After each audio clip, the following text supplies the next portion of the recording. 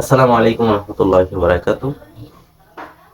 গতকাল আমরা জেনেছিলাম কিভাবে নিজের নামটাকে ইংরেজিতে এবং আরবিতে বলা যায়, সেটা শিখেছিলাম।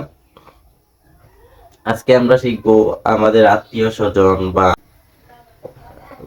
আমার কোম্পানি, আমার দেশ, আমার এভরিথিং, আমার যা বলি আমরা ওই সবগুলাই ইংলিশে বলার চেষ্টা করব। তো প্রথমে আমরা শুরু করি বাবার নাম দিয়ে। বাবার নাম, এই শব্দ দুইটা আমরা দুইভাবে বলতে পারি। একভাবে হচ্ছে ফাদার্স নেম, বাবার নাম। আবার এভাবে বলতে পারি name of father, name of father. তো আমার বাবা ইংলিশ কি? আমার বাবা ইংলিশ হচ্ছে মাই ফাদার। তোমার বাবা ইংলিশ হচ্ছে ইউর ফাদার। তার বাবা হচ্ছে হিজ ফাদার। আবার হার ফাদার মেয়েদের জন্য। একটু পুরোপুরি আমি বাবার নামটা বলি। Father my father's name is Mohsin Molla. অথবা আমরা বলতে পারি my father is Mohsin Molla. এখন আমি যদি কারণ বাবার নাম জানতে চাই, তাহলে কিভাবে প্রশ্ন করব?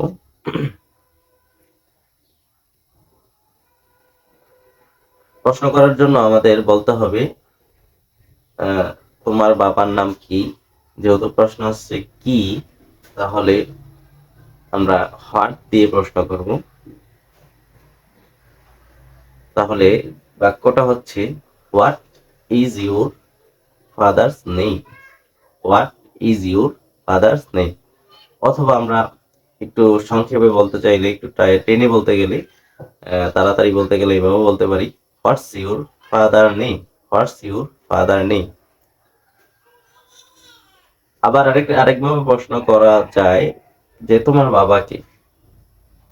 হু is your father, who is your father. কে শব্দের আর ইংলিশ আমরা আগে জেনেছি যে হু দিয়ে আমরা কে অর্থ পাই। তো ইংরেজির মধ্যে আমরা আরো সহজে বলতে গেলে এইভাবে বলতে পারবো হু is your father. Who K, is হয়, ইউর ফাদার তোমার বাবা। আচ্ছা, এইবার আমরা যদি আমাদের সামনের যে ব্যক্তি আছে ওই ব্যক্তিকে জিজ্ঞাসা করতে চাই যে তোমার বাবার নাম কি? এটা তোমার বাবার নাম কি রহিম, তোমার বাবার নাম কি করিম, এরকম যদি প্রশ্ন করতে চাই কিভাবে করব? এটার জন্য আমরা উপরের বাক্যটা আমরা দেখি যে my father's name is Mohsin Molla. তো এখানে আমরা ইজটা আগে নিয়ে আসতে পারি। ইজ, যেহেতু মাইয়ের জায়গায় মাই, আমি আমাকে জিজ্ঞাসা করব না, মায়ের জায়গায় ইউর ব্যবহার করব। Is your father, is your father's name Mohsin Molla. এখানে কি করলাম আমরা? শুধু ইজটা আগে নিয়ে আসছি। আগের মতো ওই দিন গতকালকে আমরা যেভাবে ইজটা আগে নিয়েছি, একইভাবে আমরা আজকেও ইজটা আগে নিয়ে আসছি। আবার এইভাবে বলতে পারি শর্টকাটে যে is your father Mohsin Molla, is your father Mohsin Molla. তো এই দুইটা প্রশ্নের উত্তর অবশ্যই এভাবে দেওয়া যায় যে ইয়েস অর নো দিয়ে দেওয়া যাবে। Yes, my father is Mohsin Molla, বা or yes, my father's name is Mohsin Molla. তো এতটুকু হচ্ছে ইংলিশে।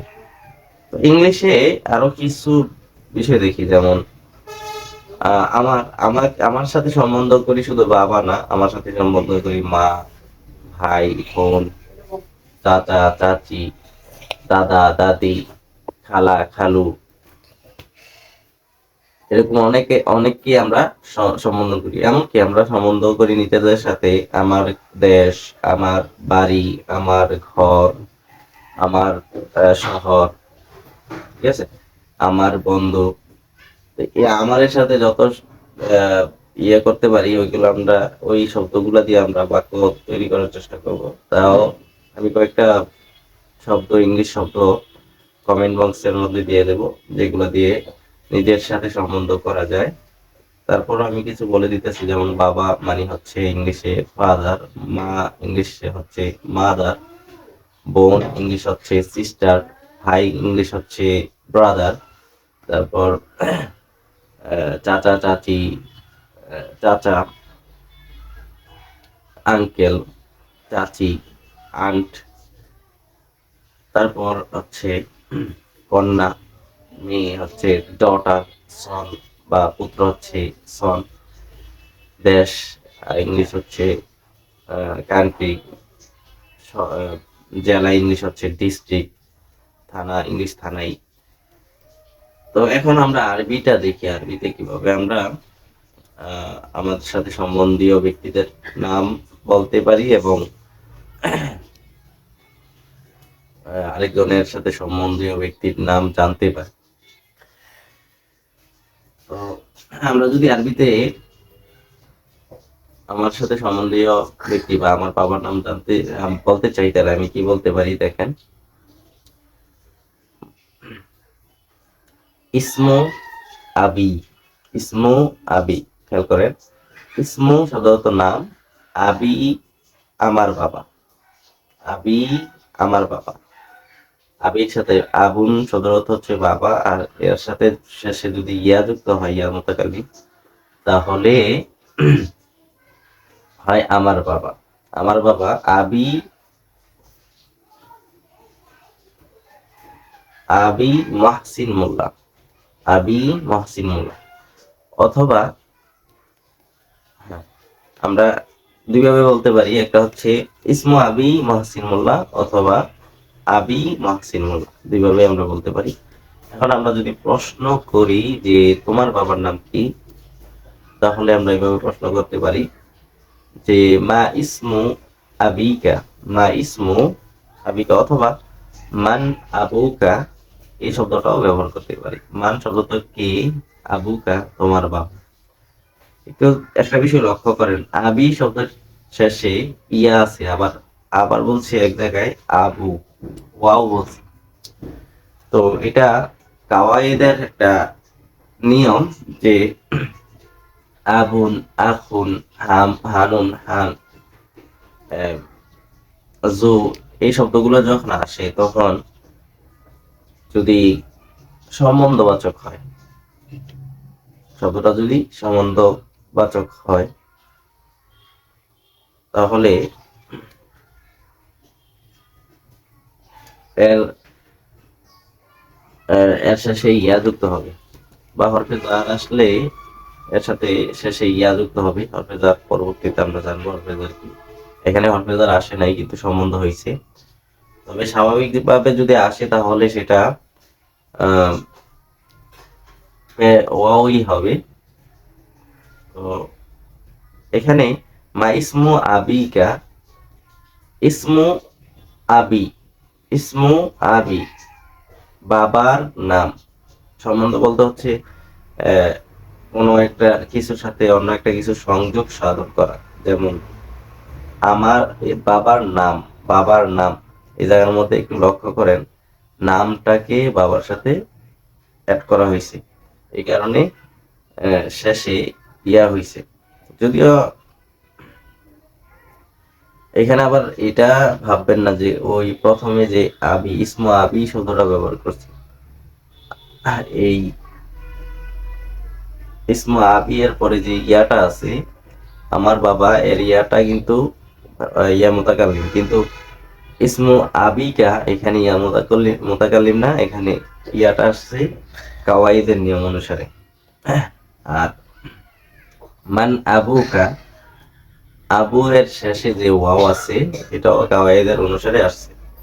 আর কা শব্দের অর্থ হচ্ছে তোমার, তোমার সাথে সম্বন্ধ করা হয়েছে। মান আবুকা, তোমার বাবাকে, তখন আমরা প্রশ্নের উত্তর দিতে পারি যে আবি মহসিন মোল্লা, বা যে যার বাবার নাম বলবেন। এখন আমরা নিশ্চিত হওয়ার জন্য যদি বলতে চাই যে আমার বাবা বা তোমার বাবাই কি, অমুক কিনা, তোমার বাবাই কি রহিম কিনা, তোমার বাবাই কি করিম কিনা, এরকম প্রশ্নের উত্তর যদি দিতে চাই, তো আমরা বলতে পারি যে হাল আবুকা করিম, তোমার বাবা কি করিম। হাল আবুকা করিম, তোমার বাবা কি করিম। আবার এভাবে বলতে পারি হাল ইসমু আবিকা করিম, তোমার বাবার নাম কি করিম। অথবা এইভাবে বলতে পারি হাল ইসমু আবিকা করিম। তো এখানে এটার উত্তর সবাই মোটামুটি জেনে গেছেন, সেটা হচ্ছে নাম অথবা লা বলে আমরা উত্তরটা দিতে পারি। যদি সত্যি বাবার নাম যেটা বলছে এটাই হয় তাহলে নাম বা লা, আর যদি না হয় তাহলে লা। তাছাড়াও কিছু সম্বন্ধের বিষয় বা আত্মীয় স্বজনের যে বিশেষণ, এগুলো আমরা জানার চেষ্টা করি। যেমন বাবার জন্য ব্যবহৃত হয় আবুন, আবু।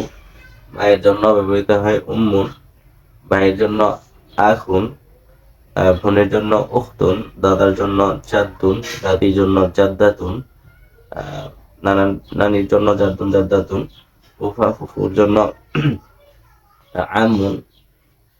তো এভাবে অনেক শব্দ আছে যেগুলো কমেন্ট বক্সের মধ্যে আমি দিয়ে দেব কোন শব্দের ইংলিশ কি, যেগুলো আমরা সম্বন্ধ করতে পারি। তো আমাদেরকে আল্লাহ রাব্বুল আলামিন শেখার তৌফিক দান করুন। আল্লাহ তৌফিক। আসসালামু আলাইকুম।